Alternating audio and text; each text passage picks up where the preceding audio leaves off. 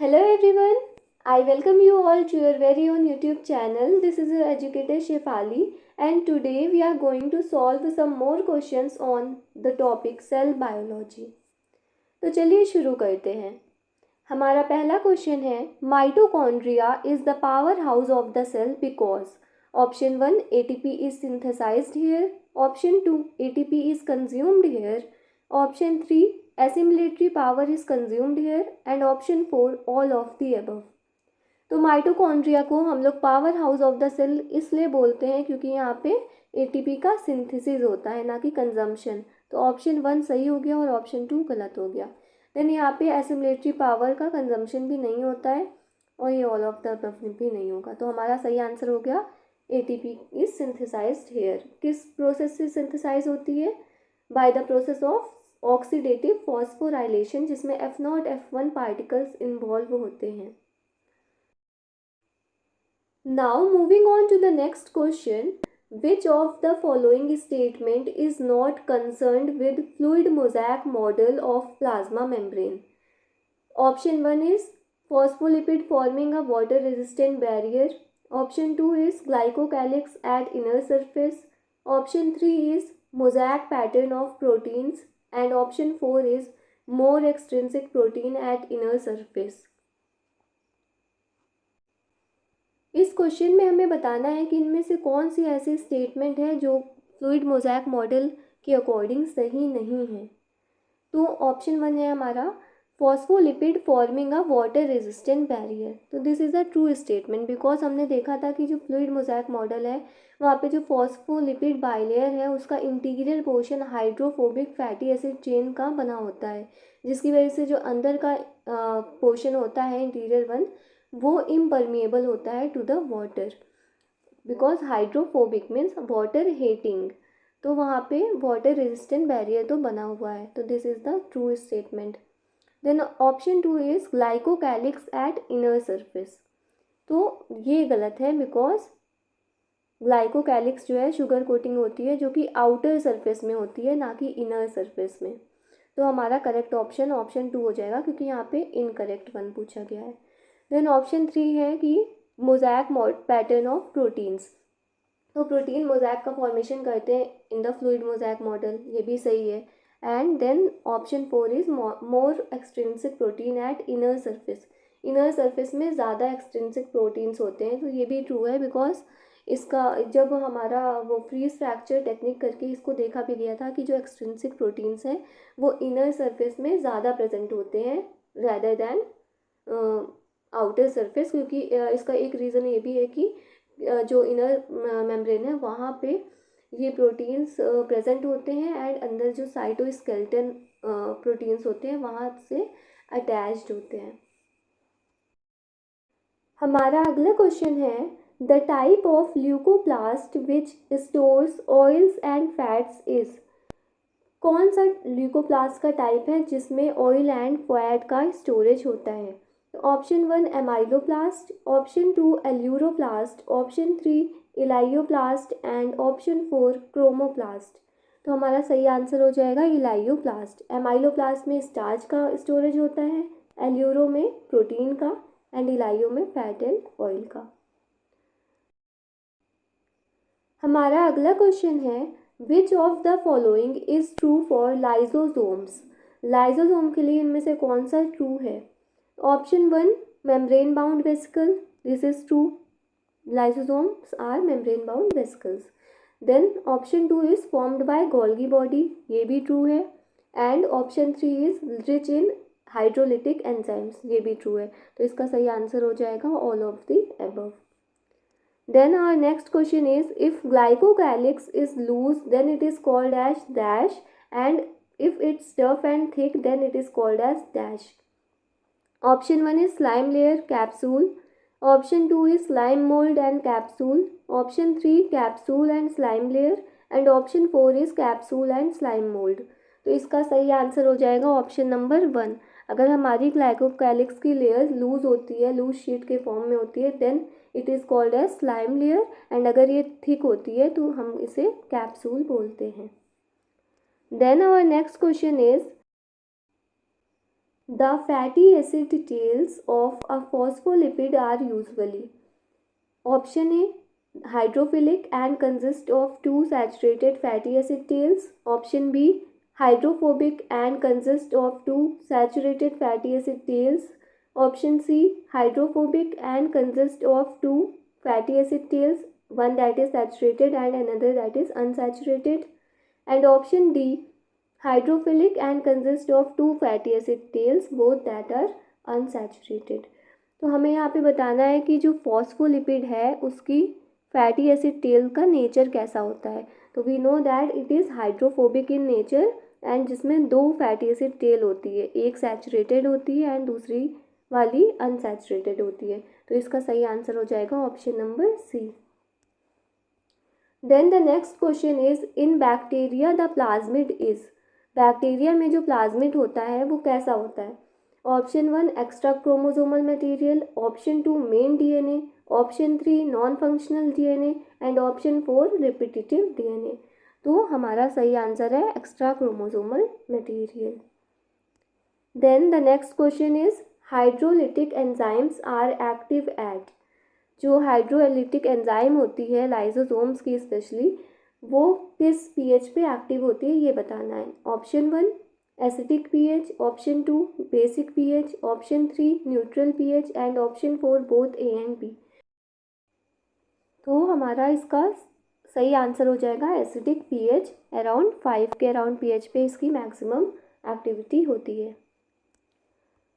Then the next question is which among the following are the smallest living cells known without a definite cell wall, pathogenic to plants as well as animals and can survive without oxygen। तो हमें बताना है कि इनमें से कौन सा ऐसा ऑप्शन है जो स्मॉलेस्ट लिविंग सेल है, जिसके पास एक डेफिनेट सेल वॉल नहीं है, प्लांट्स एंड एनिमल्स के लिए पैथोजेनिक है एंड ऑक्सीजन के बिना ये सर्वाइव कर सकते हैं, दैट इज़ ये एनाएरोबिक है। तो इसका देखते हैं options. Option 1 is bacillus, option 2 is pseudomonas, option 3 is mycoplasma and option 4 is nostoc. तो इसका सही आंसर हो जाएगा mycoplasma. Then the next question is in the given diagram what is true for both A and B. इस diagram में A और B के लिए क्या सही है ये बताना है। Option 1 is they are involved in protein synthesis. Option 2 is they synthesize steroidal hormones in animal cells. Option 3 is they are a part of endomembranous system of eukaryotic cell and option 4 is they are continuous with the inner membrane of the nucleus। इस diagram में जब हम देखेंगे तो we can see that ये जो ए है this is representing the rough endoplasmic reticulum. देखिए यहाँ पे राइबोसोम्स प्रेजेंट है इसके सरफेस पे जो इसे रफ अपीयरेंस दे रहे हैं, एंड ये जो बी है this is representing the smooth endoplasmic reticulum. तो हमें इस डायग्राम को देख करके बताना है कि ये A and B that is rough endoplasmic reticulum और स्मूथ एंडोप्लाज्मिक रेटिकुलम के लिए कौन सी बातें हैं जो दोनों में सिमिलर हैं। तो ऑप्शन 1 है they are involve in protein synthesis. ये तो गलत है क्योंकि प्रोटीन के सिंथेसिस में राइबोसोम इन्वॉल्व होते हैं ना कि endoplasmic reticulum. Then they synthesize steroidal hormones in animal cells. तो ये स्मूथ एंडोप्लाज्मिक रेटिकुलम तो करता है स्टेरॉयड का सिंथेसिस, लेकिन रफ एंडोप्लाज्मिक रेटिकुलम नहीं करता है, तो ये गलत हो जाएगा। ऑप्शन 1 भी गलत था। Then they are a part of endomembranous system of a eukaryotic cell. तो ये सही है क्योंकि रफ एंडोप्लाज्मिक रेटिकुलम और स्मूथ एंडोप्लाज्मिक रेटिकुलम दोनों ही एंडोमेम्ब्रेनस सिस्टम के पार्ट होते हैं। देन ऑप्शन 4 है they are continuous with the inner membrane of the nucleus. तो ये गलत है क्योंकि they are continuous with the outer membrane of the nucleus not the inner one. तो हमारा इसका सही आंसर हो जाएगा ऑप्शन नंबर 3। हमारा अगला क्वेश्चन है water soluble pigments found in plant cell vacuoles are option 1 chlorophylls, option 2 carotenoids, option 3 anthocyanins and option 4 xanthophyll. तो हमें यहाँ पे बताना है कि जो प्लांट के सेल वैक्यूल्स होते हैं उसमें इनमें से कौन सा पिगमेंट है जो वाटर सोल्यूबल है। तो इसका सही आंसर हो जाएगा एंथोसाइनिन, क्योंकि जो क्लोरोफिल है, कैरोटीनॉइड है, ज़ैंथोफिल है, ये वाटर सॉल्युबल नहीं होते, they are fat soluble. Then the next question is which of the following is not a feature of the plasmid. Plasmid का फीचर कौन सा नहीं है इन ऑप्शंस में से? Option A circular structure, option B transferable, option C single stranded and option D independent replication. तो इसमें सर्कुलर स्ट्रक्चर प्लाज्मिड का होता है, ट्रांसफरेबल भी होते हैं, इंडिपेंडेंट रेप्लिकेशन भी शो करते हैं, बट ये सिंगल स्टैंडर्ड नहीं होते, जनरली ये डबल स्टैंडर्ड होते हैं, ना कि सिंगल स्टैंडर्ड। तो हमारा ऑप्शन हो जाएगा ऑप्शन नंबर सी। हमारा अगला क्वेश्चन है important site for formation of glycoproteins and glycolipids is. Option 1 Golgi apparatus, option 2 plastid, option 3 lysosome, option 4 vacuole. तो हमारा जो ग्लाइकोप्रोटीन है एंड ग्लाइकोलिपिड है, इसकी सिंथेसिस कहाँ पे देखी जाती है? In the Golgi apparatus. तो हमारा ऑप्शन 1 सही हो जाएगा। देन आगे बढ़ते हैं, what is true about ribosomes. Ribosomes के लिए इनमें से कौन सी बातें हैं जो सही हैं? Option 1 the prokaryotic ribosomes are 80S where S stands for sedimentation coefficient. तो ये गलत हो जाएगा, क्योंकि प्रोकैरियोटिक राइबोसोम 70S होते हैं, ना कि 80S। तो ये तो गलत हो गया। देन ऑप्शन 2 है these are composed of ribonucleic acid and proteins. So this is true. जो राइबोसोम्स हैं वो RNA एंड प्रोटीन से मिलकर के बने होते हैं, इसीलिए इन्हें राइबोन्यूक्लिक प्रोटीन भी कहते हैं। Then these are found in only eukaryotic cells. तो ये भी गलत है, क्योंकि ये प्रोकैरियोट्स में भी पाए जाते हैं। 70S प्रोकैरियोट में होते हैं एंड 80S यूकैरियोट्स में होते हैं। Then option 4 is these are self splicing introns of some RNAs। तो this is also a false statement, ये इंट्रॉन्स नहीं होते। तो इसका सही आंसर हो जाएगा option number 2। Then the next question is the Golgi complex plays a major role. Option 1 in trapping the light and transforming it into chemical energy, option 2 in digesting proteins and carbohydrates, option 3 as energy transferring organelles, and option 4 in post translational modification of proteins and glycosidation of lipids। तो यहाँ पे हमें Golgi complex का function बताना है कि किसमें इसका रोल देखा गया है। तो ऑप्शन 1 है in trapping the light and transforming it into chemical energy. ये तो गलत है, क्योंकि ये काम होता है क्लोरोप्लास्ट का। देन ऑप्शन 2 है इन डाइजेस्टिंग प्रोटीन एंड कार्बोहाइड्रेट। ये भी गलत है, क्योंकि ये लाइसोसोम में होता है, ना कि गोल्गी कॉम्प्लेक्स में। देन ऑप्शन 3 है एज एनर्जी ट्रांसफरिंग ऑर्गेनल। तो ये भी गलत है, माइटोकॉन्ड्रिया नहीं है ये। देन ऑप्शन 4 है इन पोस्ट ट्रांसलेशनल मॉडिफिकेशन। तो ये सही है, गोल्गी कॉम्प्लेक्स का रोल पोस्ट ट्रांसलेशन मॉडिफिकेशन में होता है प्रोटीन्स के एंड लिपिड्स के ग्लाइकोसाइडेशन में भी होता है। हमारा अगला क्वेश्चन है a major site for synthesis of lipids is. Lipid की सिंथेसिस कहाँ पे होती है ये बताना है। Option 1 rough endoplasmic reticulum, option 2 smooth endoplasmic reticulum, option 3 symplast and option 4 nucleoplasm. तो इसका सही आंसर हो जाएगा स्मूथ एंडोप्लाज्मिक रेटिकुलम। हमारा नेक्स्ट क्वेश्चन है in the given diagram of chloroplast enzymes required for the synthesis of carbohydrates and proteins are located in. Option 1 A, option 2 B, option 3 C and option 4 D.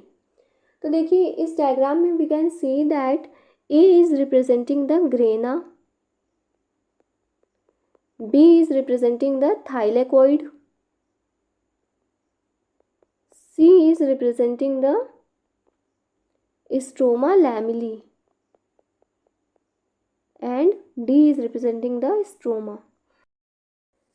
And we know that grana में light reaction होती है, stroma में dark reaction होती है। Light reaction में ATP and NADPH2 का synthesis होता है एंड इसी एनर्जी का यूज़ करके स्ट्रोमा में CO2 का रिडक्शन होता है एंड कार्बोहाइड्रेट का फॉर्मेशन होता है। तो हमारा सही आंसर हो जाएगा stroma, that is option 4 D. हमारा अगला क्वेश्चन है middle lamella is mainly composed of, middle lamella mainly किस चीज़ से मिलकर के बना हुआ होता है? Option 1 hemicellulose, option 2 muramic acid, option 3 calcium pectate and option 4 phosphoglycerides. तो हमारा सही आंसर है कैल्शियम पेक्टेट, इसी का मिडिल लैमेला बना हुआ होता है। Then the next question is stroma in the chloroplast of higher plants contains. Option 1 light independent reaction enzymes, option 2 light dependent reaction enzymes, option 3 ribosomes and option 4 chlorophyll. तो हमें पता है दैट स्ट्रोमा में light independent reaction enzymes होती है क्योंकि वहाँ पे डार्क रिएक्शन हो रही होती है। तो इसका सही आंसर हो जाएगा option number 1। Then the next question is the main arena of various types of activities of a cell is. जो सेल में बहुत सारी डिफरेंट एक्टिविटीज़ होती हैं उनका जो मेन एरिना होता है, मेन फंक्शनल एरिया होता है, वो क्या होता है? ऑप्शन 1 प्लाज्मा मेम्ब्रेन, नहीं। ऑप्शन 2 माइटोकॉन्ड्रिया, नहीं। द ऑप्शन 3 इज साइटोप्लाज्म, ये सही है। एंड ऑप्शन 4 इज न्यूक्लियस, नहीं। तो हमारा cytoplasm is the main arena of various type of activities of a cell. Then the next question is which one of the following is not a constituent of cell membrane? Option 1 cholesterol, option 2 glycolipids, option 3 proline and option 4 phospholipid। तो we know that plasma membrane में cholesterol present होता है, glycolipid भी present होता है, phospholipid भी होता है, प्रोलीन नहीं होता है। क्वेश्चन में not a constituent of cell membrane पूछा है, इसलिए ऑप्शन नंबर 3 हमारा सही हो जाएगा। Which of the following organelles contain DNA? इनमें से कौन से ऑर्गेनल हैं जिनमें डीएनए प्रेजेंट होता है? Option 1 mitochondria, option 2 chloroplast, option 3 Golgi body and option 4 ribosomes. तो हमारा सही आंसर हो जाएगा माइटोकॉन्ड्रिया एंड क्लोरोप्लास्ट। इसमें नहीं प्रेजेंट होता, इसमें भी नहीं प्रेजेंट होता। तो हमारा ऑप्शन नंबर 1 सही हो जाएगा, 1 and 2। Then the next question is which one of the following is incorrect statement? इनमें से कौन सी स्टेटमेंट है जो कि इनकरेक्ट है, ये बताना है। Option 1 is all organisms are composed of cells. तो ये तो ट्रू है, सारे के सारे ऑर्गेनिज्म सेल से मिलकर ही बने होते हैं। ऑप्शन 2 है cell is the basic unit of life. तो ये भी सही है, सेल बेसिक यूनिट होता है लाइफ का। Option 3 all inanimate things are made up of cells. ये गलत है, क्यों? क्योंकि यहाँ पे इनएनिमेट थिंग्स की बात की गई। इनएनिमेट थिंग्स का मतलब होता है नॉन लिविंग थिंग्स, जबकि लिविंग थिंग्स सेल के बने होते हैं, ना कि नॉन लिविंग। तो हमारा ये ऑप्शन गलत है। ऑप्शन 4 है वायरस इज एसेलुलर, ये भी सही है। तो इसमें इनकरेक्ट पूछा था, तो ऑप्शन नंबर 3 हमारा राइट आंसर हो जाएगा। हमारा अगला क्वेश्चन है the property of semi permeability belongs to. Option 1 cell wall, option 2 plasma membrane, option 3 mitochondria only and option 4 none of the above. तो ये जो सेमी परमिएबल नेचर होता है, this property is of plasma membrane. तो हमारा option 2 सही हो जाएगा। Then the next question is which one of the following structure is an organelle within an organelle? इनमें से कौन सा स्ट्रक्चर है जिसे हम लोग रिफर करते हैं as an organelle within an organelle? Option 1 ribosome, option 2 peroxisome, option 3 ER and option 4 mesosome.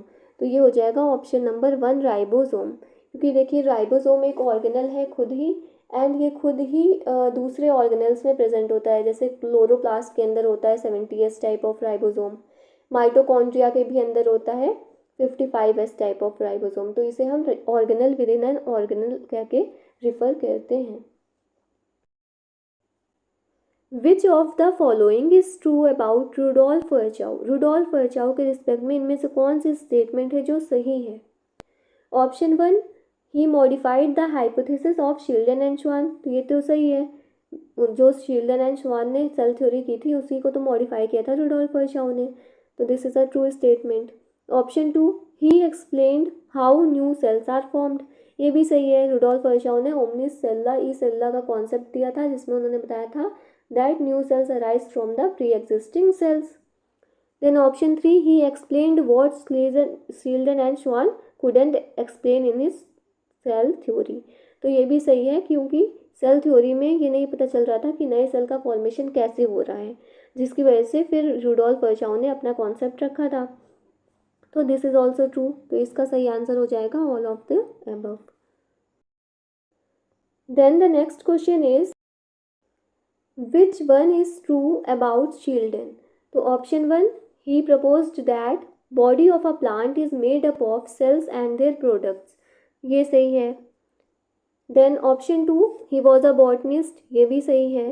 Then option 3 he couldn't explain the formation of new cells, ये भी सही है। तो इसका ऑप्शन हो जाएगा 4th। Which of the following is true about prokaryotic cell. Prokaryotic cell के लिए इनमें से कौन सा ट्रू है। Option 1 no well defined nucleus, this is true. Then option 2 is naked genetic material, ये भी सही है। इसे क्या बोलते हैं हम लोग, न्यूक्लियोइड, क्योंकि इसमें कोई भी न्यूक्लियर मेम्ब्रेन प्रेजेंट नहीं होती है।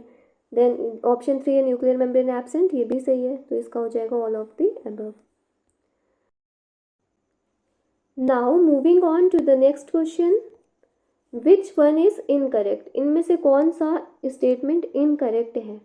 Option 1 mycoplasmas are greater than bacteria, तो ये गलत हो गया, क्योंकि माइकोप्लाज्मा स्मॉलेस्ट लिविंग सेल होते हैं। देन ऑप्शन 2 है largest isolated cell is ostrich egg, ये सही है। Option 3 nerve cells are longest cells, ये भी सही है। Then the shape of the cell may vary with the function they perform, ये भी सही है। तो इसमें ऑप्शन नंबर 1 हमारा राइट आंसर हो जाएगा। Then the next question is the ability to move within the membrane is measured as its. Option 1 liquidity, option 2 fluidity, option 3 viscosity and option 4 stability. तो इस एबिलिटी को हम बोलते हैं fluidity. हमारा अगला क्वेश्चन है which of the following is true about unicellular organism. Unicellular organism के लिए इनमें से कौन सा स्टेटमेंट सही है। Option 1 anything less than a complete structure of a cell does not ensure independent living, so this is true, क्योंकि anything less than a cell could not exist. Then option 2 it is capable of independent existence, ये भी सही है। Then option 3 cell is structural and functional unit, ये भी सही है। तो इसका हो जाएगा all of the above. Then in membranes the lipids are arranged within the membrane with the dash heads towards the outer sides and the dash tails towards the inner part. Option 1 polar charged, option 2 polar hydrophobic, option 3 polar non-polar and option 4 both B and C। तो हमें पता है कि जो membrane होती है उसमें lipids as a constituent molecule present होते हैं and lipids are amphiphilic in nature. Polar head होता है एंड नॉन पोलर टेल होती है, एक सैचुरेटेड होती है, एक अनसैचुरेटेड फैटी एसिड टेल होती है। So this one is the polar head and these are the non polar और hydrophobic tails. So we all know that the plasma membrane is made up of a lipid bilayer, phospholipid bilayer structure होता है, जिसमें ये polar head बाहर की तरफ होते हैं and these non polar tails are within the membrane. तो ये है हमारा polar head and these are the non polar tail. तो यहाँ पे हमें बताना है कि जो लिपिड है उसका अरेंजमेंट कैसा होता है प्लाज्मा मेम्ब्रेन में।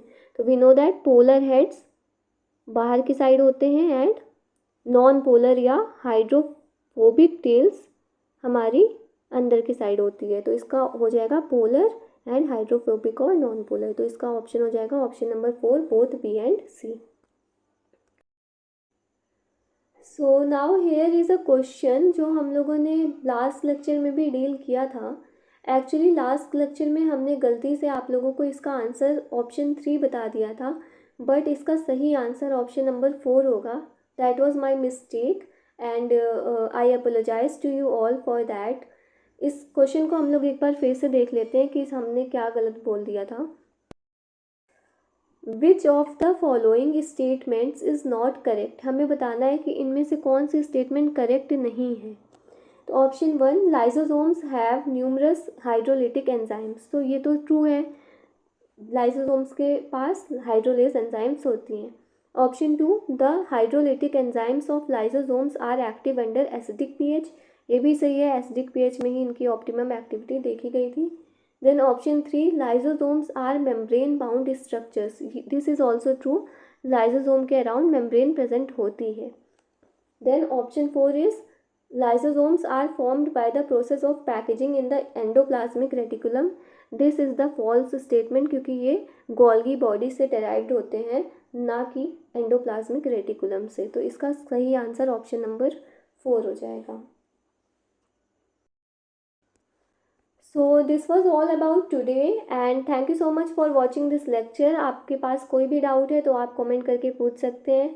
मिलते हैं नेक्स्ट वीडियो में। Thank you so much, bye bye.